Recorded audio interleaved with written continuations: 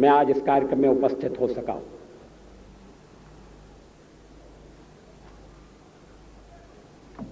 एक तो सावरकर जी के प्रति मैं अपनी श्रद्धा निवेदन करने के लिए आया हूं। दूसरे, श्री पुलत देशपांडे का भाषण सुनने का भी मुझे थोड़ा सा लोभ था। दिल्ली में उनके दर्शन हुआ करते थे, लेकिन उन्होंने दिल्ली छोड़ दी और दिल्ली का सांस्कृतिक साहित्यिक जीवन थोड़ा सा रिक्त हो गया, थोड़ा सा अकिंचन हो गया। देशपांडे जी बहुमुखी प्रतिभा के धनी हैं। मराठी भाषा को, मराठी साहित्य को श्री पुल देशपांडे जैसे कलम के धनी पाकर सचमुच में अभिमान होना चाहिए।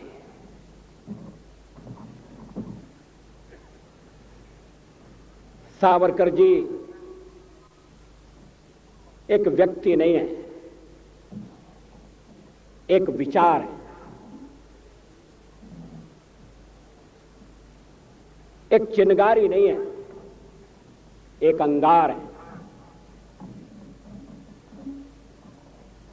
सीमित नहीं है, एक विस्तार है। मन, वचन और कर्म में जैसा तादात्म्य, जैसी एक रूपता सावरकर जी ने अपने जीवन में प्रकट की, वह अनूठी है,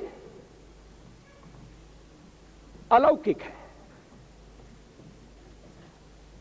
उनका व्यक्तित्व, उनका कृतित्व, उनका वक्तृत्व और उनका कवित्व, जिसकी देशपांडे जी ने बड़े विस्तार के साथ चर्चा की है, सावरकर जी के जीवन को ऐसा आयाम प्रदान करते हैं कि विश्व के इतिहास में सावरकर जी हमेशा याद किए जाएंगे। जब जब कोई पराधीनता के खिलाफ संघर्ष करेगा, अन्याय के विरुद्ध लड़ाई के मैदान में कूदेगा, जब जब जीवन के बलिदान की बेला आएगी, जब जब सर्वस्व का समर्पण करके मातृभूमि की खोई हुई स्वाधीनता को प्राप्त करने का क्षण उपस्थित होगा, संसार भर के स्वतंत्रता के लिए लड़ने वाले लोग जिन अनेक महापुरुषों का स्मरण करेंगे और स्मरण करने के बाद बलि की वेदी पर अपने जीवन का उत्सर्ग करने के लिए आगे बढ़ेंगे, स्वातंत्र वीर सावरकर विश्व के उन महापुरुषों की मालिका में एक चमकते हुए दैदीप्यमान रत्न की तरह से शोभायमान होगी। सावरकर जी ने गैरिबाल्डी से, मैजिनी से प्रेरणा प्राप्त की, लेकिन वो स्वयं एक प्रेरक शक्ति बन गए। बाल्यावस्था से स्वातंत्र लक्ष्मी की उपासना,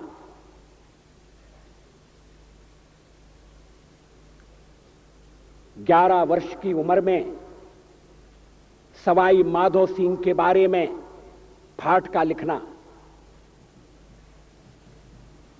फिर चाफेकर राणने के संबंध में फाटका लिखना और उसी समय संकल्प करना, मैं देश की स्वाधीनता के लिए संघर्ष करूंगा।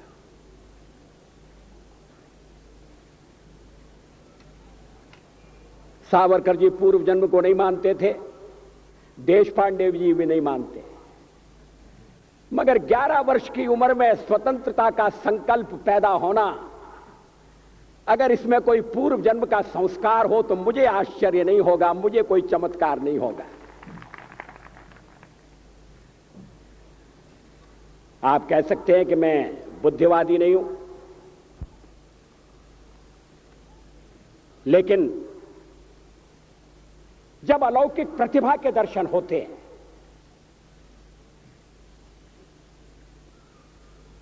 व्यक्ति समान है लेकिन व्यक्ति की क्षमताएं अलग हैं। हमारे देश में स्वतंत्रता के लिए बलिदान देने वालों की एक लंबी परंपरा उत्पन्न हुई। क्रांतिकारियों से भरा हुआ इस देश का इतिहास है।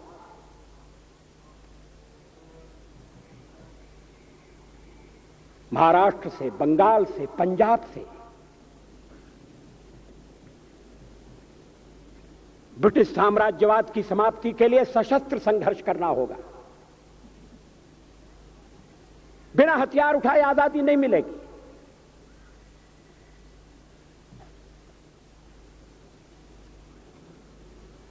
कवि गोविंद के शब्दों में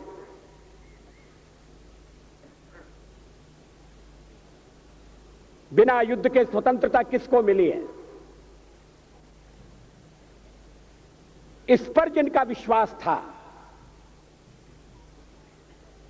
उन्होंने बलिदान की पराकाष्ठा कर दी।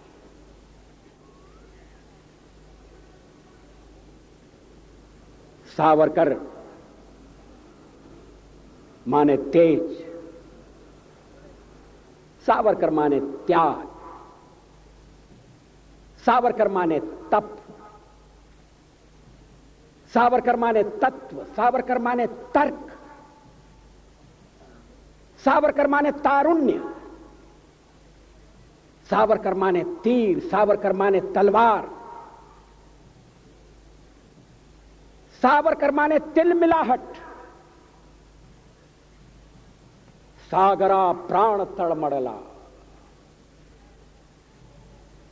तलमड़ाती हुई आत्मा।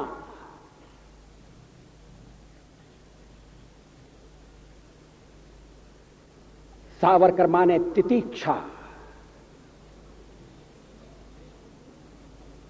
सावरकर माने तीखापन, सावरकर म्हणजे तिखट।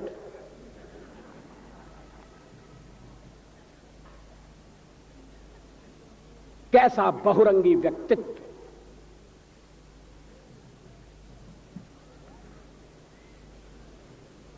कविता और क्रांति। देशपांडे जी मुझे क्षमा करें, मेरा भी परिचय कराया गया है शाहिर के रूप में। कविता और भ्रांति तो साथ साथ चल सकती है, मगर कविता और क्रांति का साथ चलना बहुत मुश्किल है। कविता माने कल्पना,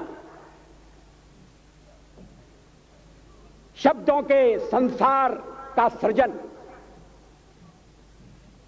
ऊंची उड़ान।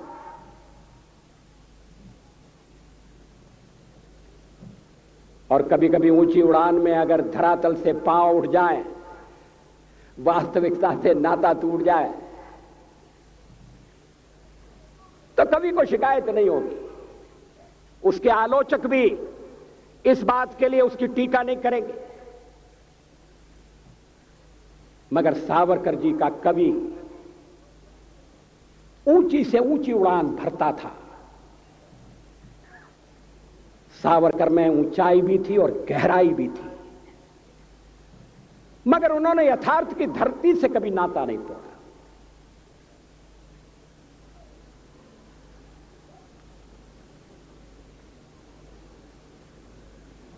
मैंने सेल्युलर जेल में, अंडमान द्वीप में वो कोठरी देखी है जिसमें सावरकर जी को अपने जीवन का बहुत महत्वपूर्ण अंश तिल तिल जलकर मिटाना पड़ा था। सावरकर जी की अतिरिक्त सुरक्षा का प्रबंध था। कमरे के बाहर कोठरी, काल कोठरी के बाहर एक कोठरी, और कैदियों से तो दालान में जाकर मिला जा सकता था। सावरकर जी की कोठरी के आगे भी एक कोठरी बनाकर सींचे खड़े कर दिए गए। सागर का किनारा, पता नहीं सागर और सावरकर का क्या संबंध था। गोदावरी ने भी सावरकर जी को प्रभावित किया था। वो जिस तरह से जहाज से सागर में कूद पड़े, स्वतंत्रता के लिए छलांग लगा दी। उत्ताल सागर की तरंगें, अनंत सागर, अपार जलराशि, कहां किनारा है, कौन सा ठिकाना मिलेगा, इसका भरोसा नहीं। मगर अंतःकरण में एक संकल्प, मैं पराधीनता स्वीकार नहीं करूंगा। ऐसा संकल्प, ऐसा पराक्रम, ऐसा पौरुष, सागर से दो दो हाथ करने का फैसला,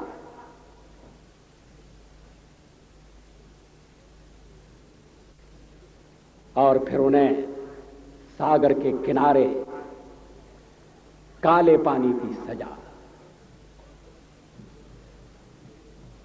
मैंने वो कोलू भी देखा है जिसमें कैदियों को जोत कर तेल निकालना पड़ता था। सावरकर जी ने अपनी जीवनी में इन सारे प्रसंगों का उल्लेख किया है। मगर उस सागर के किनारे जेल में बंद सावरकर चांद से बातें करते थे, चांद को लहना देते थे,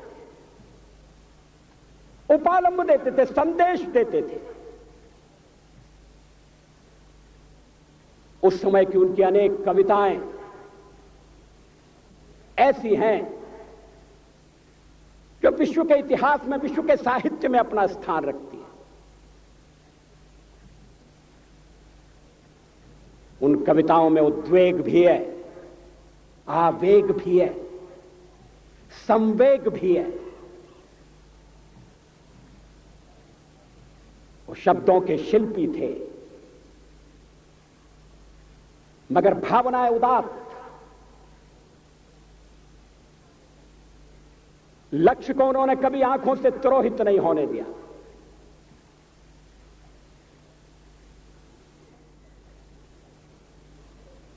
सावरकर जी से मेरा परिचय एक पहले कवि के नाते होगा। उनके क्रांतिकारी स्वरूप से तो सभी लोग अवगत थे। मुझे कविता में थोड़ी सी रुचि, संघ के साथ मेरा संपर्क, सावरकर जी की कविताओं का गायन मेरे लिए मराठी समझना मुश्किल था, लेकिन मैंने थोड़ा थोड़ा सीखने का प्रयत्न किया। मैं ग्वालियर का हूं और ग्वालियर की अपनी मराठी है। वरचा मजला खाली आहे, ये पुणे वालों की समझ में नहीं आएगा। जो मजला नीचे कैसे हो सकता है, मगर ये ग्वालियर ने मराठी में जो योगदान दिया है, ये उसका सबूत है। मैंने सावरकर जी की कुछ कविताओं का हिंदी में अनुवाद करने का प्रयत्न किया। मैं चमत्कृत रह गया। कोई क्रांतिकारी होते हुए इतना अच्छा कवि कैसे हो सकता है।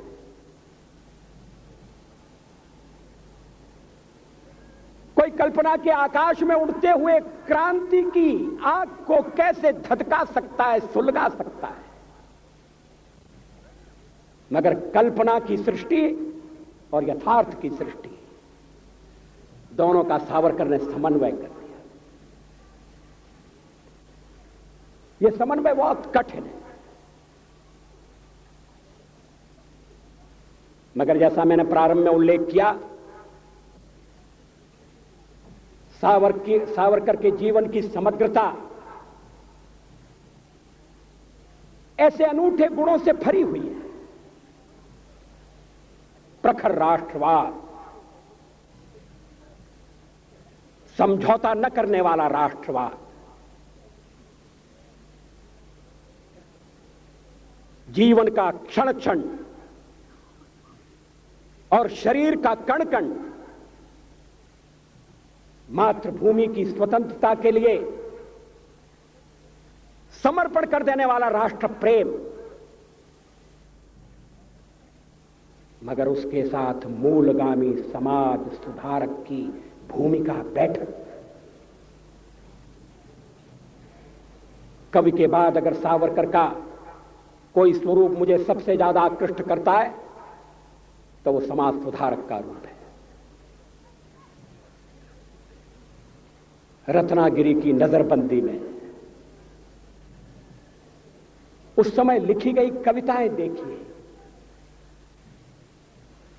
बाल विधवा की पीड़ा, एक तो विधवा और उस पर बाल विधवा, पुनर्विवाह पर प्रतिबंध,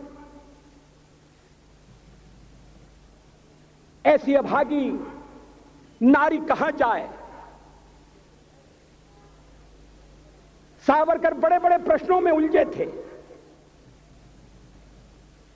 उस समय स्वतंत्रता से बढ़कर और कौन सा प्रश्न हो सकता था। मगर सावरकर दृष्टा भी थे, समाज के शिल्पकार भी थे, विकृतियों से लड़ने वाले योद्धा भी थे, कुरीतियों का निर्मूलन करने के लिए कटिबद्ध समाज सुधारक भी थे। आज अगर सावरकर जीवित होते तो सावरकर की धीर गंभीर वाणी में शाहबानों की व्यथा प्रकट होती, मुखरित होती। 70 साल की नारी, पति द्वारा परित्यक्ता, बच्चों की मां, कहां जाए, किसका दरवाजा खटखटाए। और अगर सावरकर जी शाहबानों के लिए बोलते तो कोई उन पर आक्षेप नहीं ले सकता था, क्योंकि उनके लिए नारी नारी में अंतर नहीं था, उनके लिए संप्रदाय संप्रदाय में भेद नहीं था। उनके अंतःकरण की पीड़ा, वेदना का पारावार, कुरीतियों से लड़ने की उनकी मनोस्थिति, ये किसी एक वर्ग या एक संप्रदाय तक सीमित नहीं थी। इस अभागे देश में आज भी अस्पृश्यों के लिए मंदिरों के दरवाजे बंद हैं, कुछ मंदिरों के दरवाजे बंद हैं। गांधी जी ने तो हरिजनोद्धार की बात बाद में कही, सावरकर जी ने पहले कही। मेरे लिए दरवाजे खोल दो, एक उनकी प्रसिद्ध कविता है मराठी की।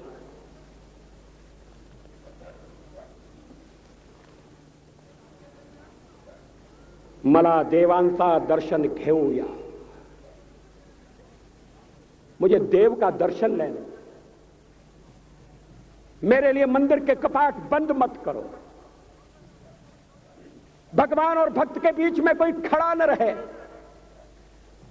कितनी वेदना है, कितनी व्यथा है, मुझे भगवान के दर्शन लेने दो।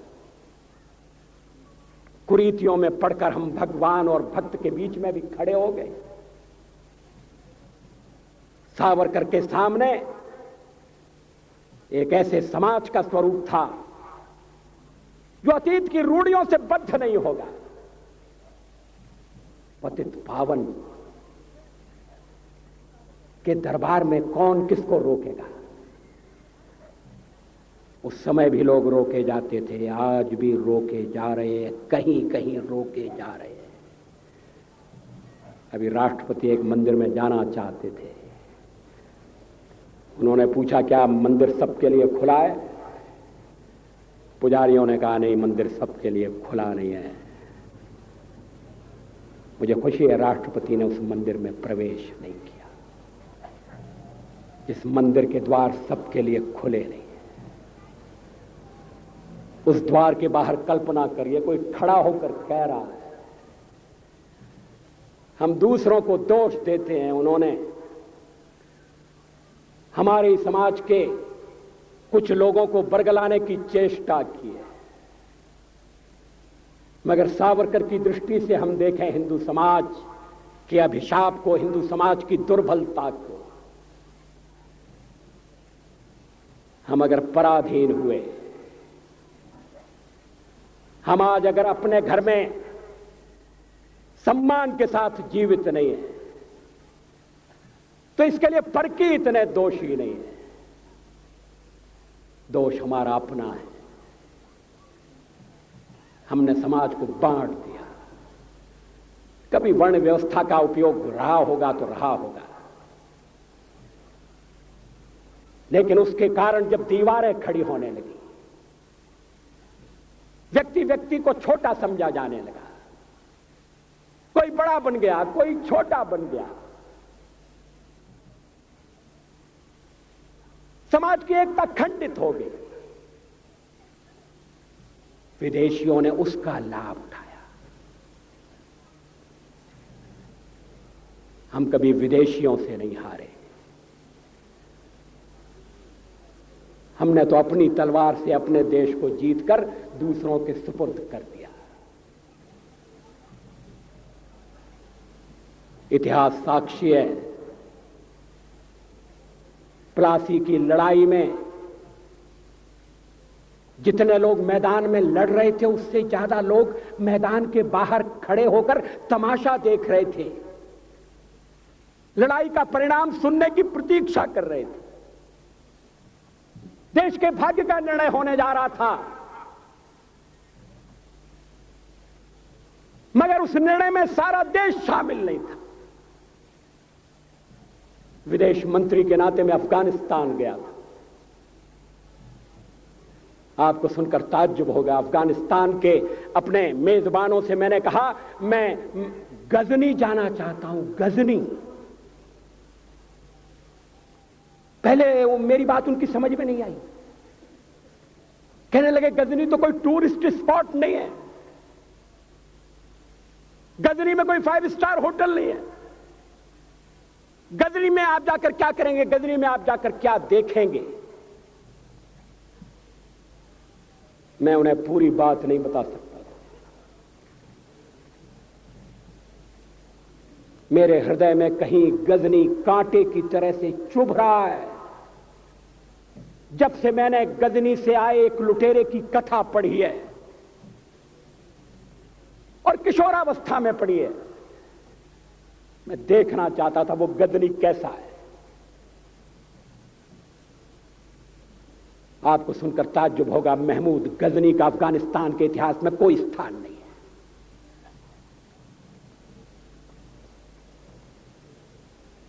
गजनी छोटी सी जगह है, छोटा सा गांव है। कल्पना करिए, सैकड़ों साल पहले वहां धूल उड़ती थी, झोंपड़ियां थी, मगर एक लुटेरा लुटेरों को इकट्ठा करता हुआ सोने की चिड़िया को लूटने के लिए चला आया। आपस की फूट से जो राजा है वो लड़ेगा, जो क्षत्रिय है वो लड़ेगा। हमने समाज के बहुत बड़े वर्ग को लड़ने के अधिकार से वंचित कर दिया। हमने उन्हें हथियार नहीं उठाने दिए। मार्शल नॉन मार्शल के आधार पर हमने समाज को बांट दिया। वो लुटेरा सोमनाथ के मंदिर तक चला गया, पुजारी देखते रहे।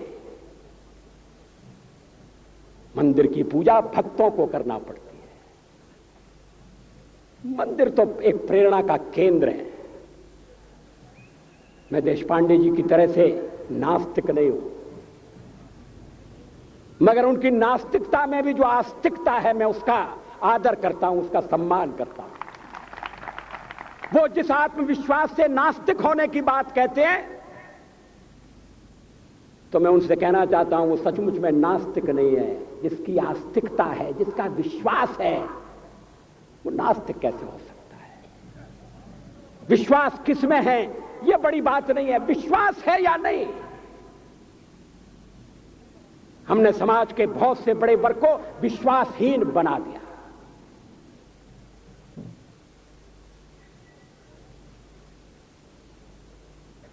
लोगों ने हथियार नहीं उठाए, वेद पढ़ने के दरवाजे बंद कर दिए। इसलिए हम पादाक्रांत हुए। अफगानिस्तान में मैंने एक बात और देखी। मुझे जिस होटल में ठहराया गया उसका नाम था कनिष्क। अफगानिस्तान एक मुस्लिम देश है। मुझे बड़ा ताज्जुब हुआ। मैंने कहा कनिष्क यहां कहां से आया? तो मेरे साथ अफगानिस्तान के विदेश मंत्री थे। मैंने कहा कनिष्क आपका कौन लगता है? कनिष्क से आपका क्या संबंध है? कहने लगे कनिष्क हमारा पूर्वज है, कनिष्क हमारा पुरखा है। He was one of our forefathers। मैंने कहा तब तो हमारे आपके पुरखे एक हैं। अफगानिस्तान के लोगों ने उपासना पद्धति बदली है, संस्कृति नहीं बदली। आज के भारत के परिवेश में यह सुनने के बाद थोड़ा विचित्र लगता है। हमारे यहां तो धर्मांतरण के साथ राष्ट्रांतरण होता है, ऐसा दृश्य दिखाई देता है। पड़ोसी देशों में ऐसा नहीं हुआ। अभी राम जन्मभूमि का मामला चल रहा है। एक विदेशी आए, कहने लगे राम जन्मभूमि का क्या झगड़ा है? हमने कहा इस पर विवाद हो रहा है कि श्री राम कहां पैदा हुए थे, और जहां पैदा हुए थे वो स्थान उनके मंदिर के लिए प्रयुक्त किया जाए या न किया जाए। वो इंडोनेशिया से आए थे, वो मुसलमान है। कहने लगे हम तो समझते थे कि राम के लिए सारे भारत में आदर होगा, सम्मान होगा। हमने कहा ये आपने कैसे समझा? कहने लगे आप तो इंडोनेशिया आ चुके हैं। इंडोनेशिया में बहुत से लोगों ने इस्लाम स्वीकार कर लिया, मगर श्री राम को विस्मृत नहीं किया, श्री राम को भुलाया नहीं। इंडोनेशिया के बाली द्वीप में 1 महीने रामायण की लीला होती है। मैं उस समारोह में जा चुका हूं। उस समय भी विदेश मंत्री मेरे पास बैठे थे। मैंने कहा ये रामायण ये क्या हो रहा है? मैंने कहा एक्सीलेंसी ये मंच पर क्या हो रहा है? कहने लगे एक्सीलेंसी आपको पता होना चाहिए। हमने कहा मुझे तो पता है मगर मैं जानना चाहता हूं। कहने लगे ये रामायण है, ये राम है, ये लक्ष्मण है, ये सीता है। हमने कहा इनसे आपका क्या संबंध है? आप तो मुसलमान हैं। कहने लगे हमारा संबंध बहुत पुराना है। हमारा तब का संबंध है जब हम मुसलमान नहीं हुए थे। थाईलैंड की राजधानी अयोध्या कही जाती है। थाईलैंड के राजा को आज भी राम कहा जाता है। सावरकर जी ने हिंदू राष्ट्र की बात की, हिम्मत के साथ। बुनियादी तौर पर भारत हिंदू राष्ट्र है, इससे कोई इनकार नहीं कर सकता, इसे कोई अस्वीकार नहीं कर सकता। मेरे लिए हिंदू राष्ट्र और भारतीय राष्ट्र पर्यायवाची शब्द। लेकिन सावरकर जी ने हिंदू राष्ट्र की बात कही तो हिंदी राज्य की बात भी कही। उन्होंने कहा राष्ट्र हिंदू है, मगर भारत में हिंदी राज्य होगा, ऐसा राज्य होगा जो मजहब के आधार पर, उपासना पद्धति के आधार पर भेदभाव नहीं करेगा। समय की कमी से मैं सावरकर जी का वो उद्धरण पढ़कर सुनाना नहीं चाहता। सावरकर जी ने कहा कि स्वतंत्र भारत में न हिंदू राज्य होगा, न हिंदू राज्य होगा। ऐसा राज्य होगा जो सबकी चिंता करेगा, सबके साथ न्याय करेगा। मगर उन्होंने कहा राष्ट्र हिंदू राष्ट्र होगा। राष्ट्र और राज्य में अंतर है, यह अंतर हमें स्पष्ट करना चाहिए। सावरकर जी के विचारों को लेकर बहुत भ्रम पैदा करने की कोशिश की गई है। मुझे खुशी है इस समारोह का उद्घाटन करने के लिए सूचना मंत्री श्री गाडगिल आए थे। मुझे वो दिन भी याद है जब रेडियो से सावरकर की कविता नहीं सुनाई जा सकती थी। वक्त बदल गया है, जादू सर पर चढ़कर बोल रहा है, महापुरुषों की कोई ज्यादा दिन तक उपेक्षा नहीं कर सकता।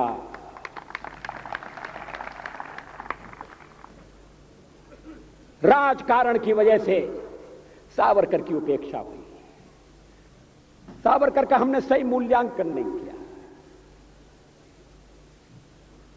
मैंने तो बहुत कम उम्र में सावरकर जी को देखा था, सुना था। बिंदु माधव जोशी ने मेरी कविता का उल्लेख किया, हिंदू तन मन हिंदू जीवन रग रग हिंदू मेरा परिचय। ये मैं 10वें दर्जे में पढ़ता था, उस समय की लिखी हुई कविता है। लोग कहते हैं वो कविता लिखने वाला वाजपेयी अलग था, जो राजकारण करने वाला वाजपेयी वो अलग है। इसमें कोई सच्चाई नहीं है। मैं हिंदू हूं ये मैं कैसे भूल सकता हूं, किसी को भूलना भी नहीं चाहिए। मगर मेरा हिंदुत्व सीमित नहीं है, संकुचित नहीं है। मेरा हिंदुत्व हरिजन के लिए मंदिर के दरवाजे बंद नहीं कर सकता। मेरा हिंदुत्व अंतर प्रांतीय, अंतर जाति, अंतरराष्ट्रीय विवाहों का विरोध नहीं करता। हिंदुत्व सचमुच में विशाल है। मेरा हिंदुत्व क्या, हम तो एक कण की तरह से हैं, सावरकर जी एक पर्वत की तरह से। हम लोग तो एक बिंदु हैं, सावरकर सिंधु की तरह से। मगर कण में भी, बिंदु में भी वही गुण है, वही क्षमता है।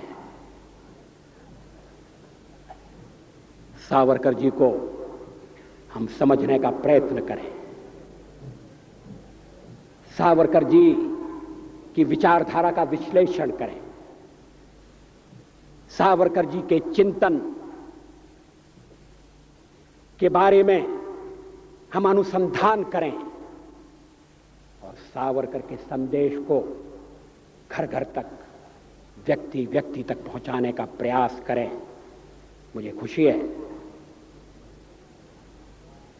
ये समारोह इसी निमित्त हो रहा है कि सावरकर घर घर तक पहुंचाए जाएं। मैं इस समारोह की सफलता चाहता हूं। मैंने पुणे में आकर अपना कर्तव्य किया है। अगर संचालक समिति इस कार्यक्रम के सूत्रधार मुझे इस कार्यक्रम के निमित्त कहीं और भी ले जाना चाहेंगे तो मैं अपनी सेवाएं उनको समर्पित करता हूं। वैसे भी मैं खाली हो गया हूं, काम की तलाश में हूं। ग्वालियर वालों ने पार्लियामेंट से मेरी छुट्टी कर दी है, पार्टी वालों ने अध्यक्ष पद से मुझे मुक्ति दे दी है। अब मेरे पास समय है और मैं अगर ये समय, थोड़ा समय सावरकर जी के प्रति जो अन्याय हुआ है और जिसमें हम सब लोग शामिल थे, उस अन्याय का थोड़ा सा परिमार्जन करने में लगा सकें तो आज का ये समारोह सफल होगा।